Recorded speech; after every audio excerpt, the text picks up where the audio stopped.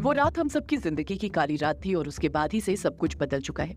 मैं चाहता हूँ कि आप सब भी उस रात को भूल जाएं और एक नई जिंदगी की शुरुआत करें। मुझे, मेरी पत्नी और मेरी औलाद को अकेला छोड़ दीजिए। दूर रहिए हमसे। वो सब बिल्लियां और चमगादड़ शांति के साथ उस आदमी की सारी बातें सुनते रहते हैं। उनमें जरा सी भी हलचल नहीं होती है।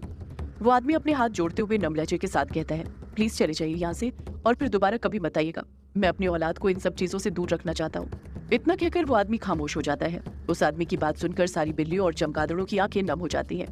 वो सुनहरी बिल्ली उस आदमी को देखते हुए हाँ में अपना सिर हिलाने लग जाती है, जैसे वो उस आदमी को संकेत दे रही हो कि वो उसकी बात मानने के लिए तैयार है। वो सुनहरी बिल्ली पीछे पलट जाती है और उसके पीछे पलटते ही एक एक करके सारी बिल्लियां पीछे पलटने लग जाती हैं। देखते ही देखते वो बिल्लियां वहां से जाने लग जाती हैं और उनके जाते ही सारे चमगादड़ भी एक एक करके वहां से उड़ते हुए जाने लग जाते हैं।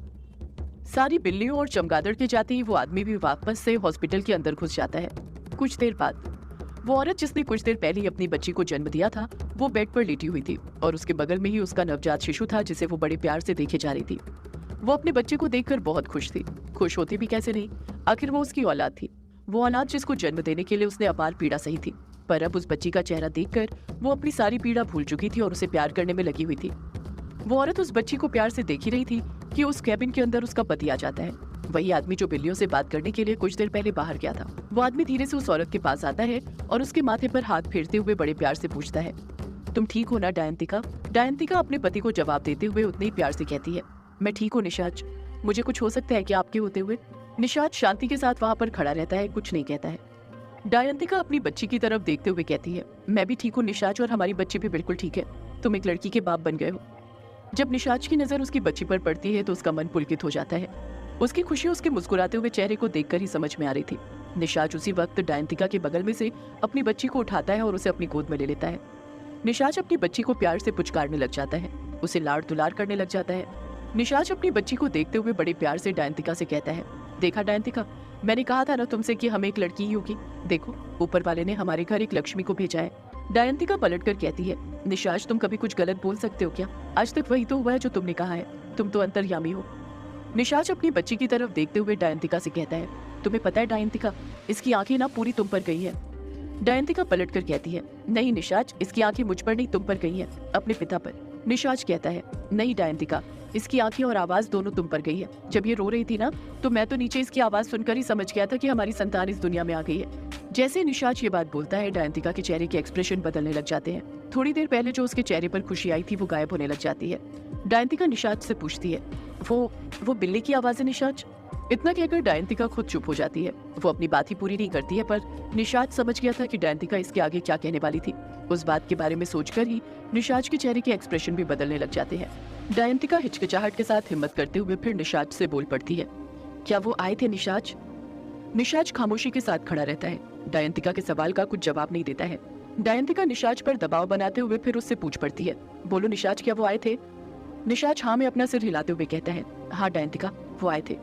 जैसे ही डायंतिका निशाच के मुंह से ये बात सुनती है, उसकी घबराहट और ज्यादा बढ़ जाती है। डायंतिका की ये घबराहट निशाच उसे देखते ही समझ जाता है और वो हड़बड़ाहट के साथ डायंतिका से बोल पड़ता है, पर अब घबराने वाली कोई बात नहीं है डायंतिका, मैंने उन्हें समझा दिया है और वो यहाँ से जा चुके हैं। डायंतिका घबराते हुए फिर बोल पड़ती है, पर उन्हें कैसे पता निशाच कि हम यहाँ हैं? उस काली रात सब कुछ खत्म होने के साथ ही हम तो हमारे सारे निशान मिटाकर आ गए थे वहां से। निशाच डायंतिका की बात का पलटकर जवाब देते हुए कहता है, हम तो सारे निशान मिटाकर आ गए थे डायंतिका, पर अतीत के कुछ निशान मिटकर भी नहीं मिटते हैं। एक न एक दिन उनका आमना सामना हो ही जाता है। निशाच अपनी बात पूरी करते हुए डायंतिका की आंखों में देखते हुए कहता है, और तुम्हें अच्छे से पता है वो कौन है? हम कहीं भी रहे वो हमें बड़ी आसानी से खोज सकते हैं। डायंतिका डरते हुए कहती है, इसका मतलब वो सब वापस आएंगे और फिर हमें? निशाच डायंतिका से कहता है, नहीं डायंतिका, वो सब वापस नहीं आने वाले। मैंने कहा ना तुमसे, मैंने उन्हें अच्छे से समझा दिया है और वो अब कभी वापस लौट कर नहीं आएंगे। डायंतिका घबराते हुए कहती है, पर अगर वो वापस आ गए तो? डायंतिका की ये बात सुनकर निशाच को गुस्सा आ जाता है। निशाच के कान एक आम इंसान से कुछ ज्यादा ही बड़े थे, जिस कारण उसे देखते ही किसी का भी ध्यान उसके कान को बड़ी आसानी से नोटिस कर सकता है। गुस्सा होने के कारण निशाच के कान लाल होने लग गए थे। ऐसा लग रहा था उसके पूरे बदन का खून उसके दोनों कानों में समाने लग गया था। निशाच गुस्से के साथ ही पलटकर डायंतिका को जवाब देता है, अगर वो लोग वापस आ गए तो फिर वो लोग अच्छे से जानते हैं उनका क्या हश्र होगा। मैंने शिकार करना छोड़ा है, शिकार करना भूला नहीं हो। डायंतिका पलटकर कुछ जवाब नहीं देती है, अपनी बच्ची की तरफ ही देखते रहती है। निशाच भी अपने गुस्से पर काबू करते हुए डायंतिका को समझाते हुए कहते हैं, डायंतिका, तुम भी ये क्या बातें लेकर बैठी हुई हो? छोड़ो ये सब, आज तो खुशी का मौका है। हमें ये सब बातें नहीं करना चाहिए। अपनी बच्ची के बारे में सोचना चाहिए, उसके आने वाले भविष्य के बारे में सोचना चाहिए। डायंतिका को भी निशाज की बातें बिल्कुल ठीक लगने लग जाती है। डायंतिका निशाज की तरफ देखते हुए उससे कहती है, तुम बिल्कुल ठीक बोल रहे हो निशाज, हमें ये सब बातें भूलकर अपनी बेटी के बारे में सोचना चाहिए, उसके आने वाले भविष्य के बारे में सोचना चाहिए। जिस तरह हमारा अतीत काले साए में डूबा हुआ है, उसी तरह उसका भविष्य काले साए से लिपटा हुआ नहीं होना चाहिए। निशाज भी डायंतिका की बात से पूरी तरह सहमत होते हुए कहता है, तुमने सही कहा डायंतिका, हम इस बात का पूरी तरह ख्याल रखेंगे कि हमारी बेटी को कभी हमारे अतीत के बारे में पता न चले, और इस बात का भी उसे कभी पता न चले कि वो आखिर है कौन। डायंतिका भी निशाज का साथ देते हुए बोल पड़ती है, हम उस पर कभी हमारे अतीत की परछाई तक नहीं पड़ने देंगे, दूर रखेंगे उससे, इन सब चीजों से।